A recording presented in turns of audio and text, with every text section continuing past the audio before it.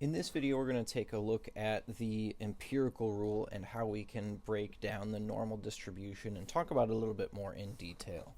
So the empirical rule says that 68% of our data lies within one standard deviation, 95% of our data lies within two standard deviations, and 99.7% lies within three standard deviations, which might be hard to kind of wrap your head around. So I always think with the normal distribution in particular, I'm always going to draw a picture. I think it's really helpful. So here I've got my normal distribution.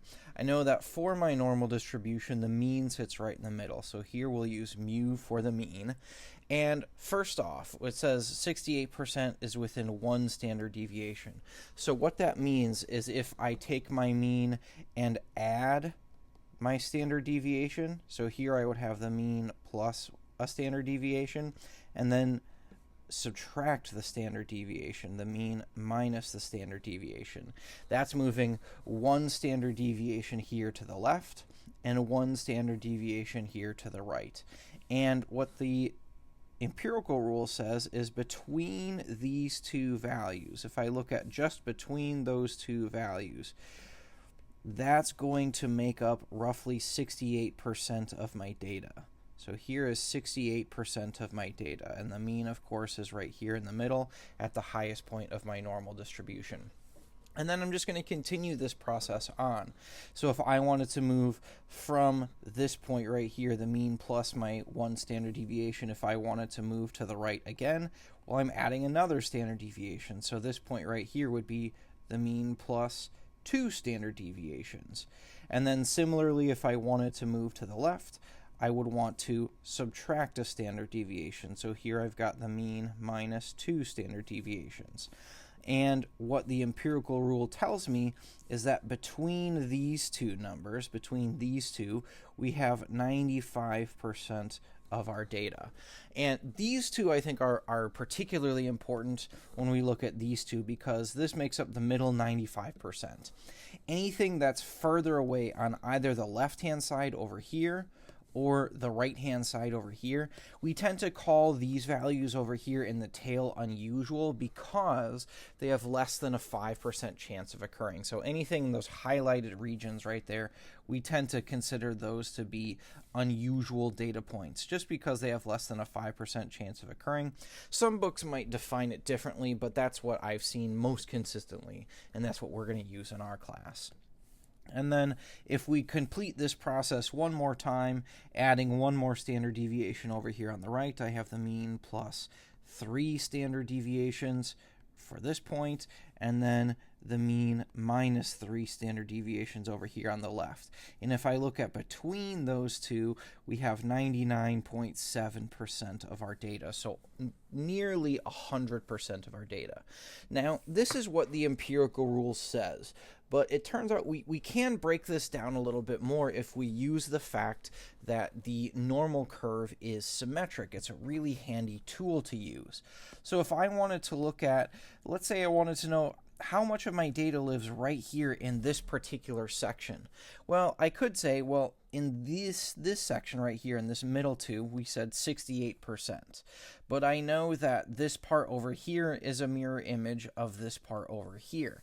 So what I can do is I can say, well, if it's a mirror image, they should have the same amount. So I can take 68%, 68 divided by 2, to end up with 34%. So that means that there is 34% of my data right here and 34% of my data right here.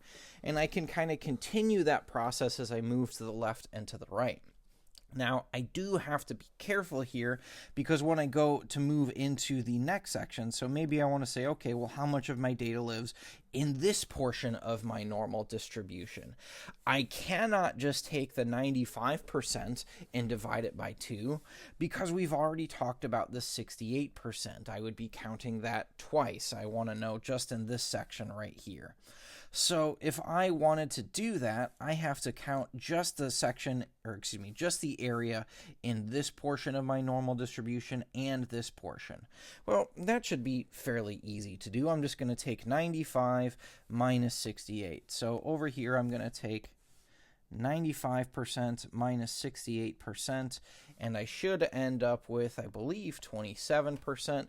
Let me just double check to make sure I'm not making a silly mistake here. 95 minus 68 gives me, yes, 27%.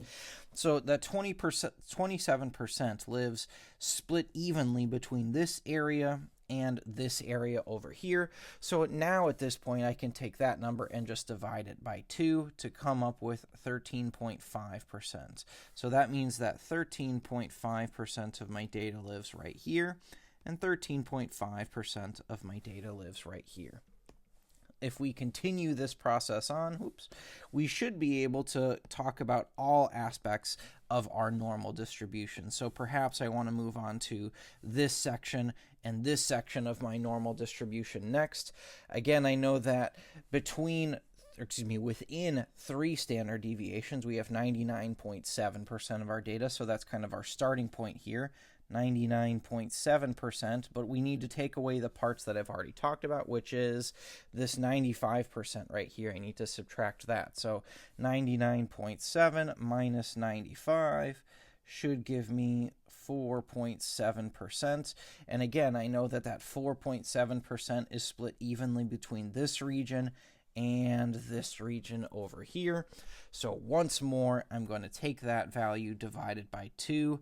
I should end up with 2.35%. So that's 2.35% right here and 2.35% right here in almost the tails. Not quite. We're going to talk about those next. And at this point, we've talked about almost the entire normal curve. We certainly talked about kind of the 3 main bullet points for our empirical rule, but there's still a small portion of our normal curve that we haven't talked about, and that's the area in the 2 tails, in the right tail over here and the left tail over here.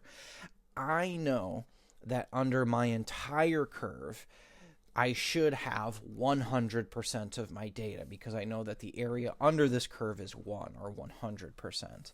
So if I repeat this process one final time and say, well, if I take the total area under my curve 100% minus this 99.7% from my empirical rule, minus 99.7%, I should end up with 0.3%.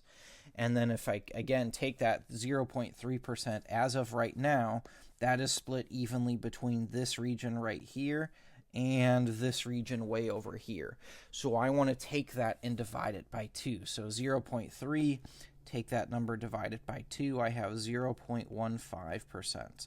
So that means in this tail right here, I have 0.15% of my data and 0.15% of my data.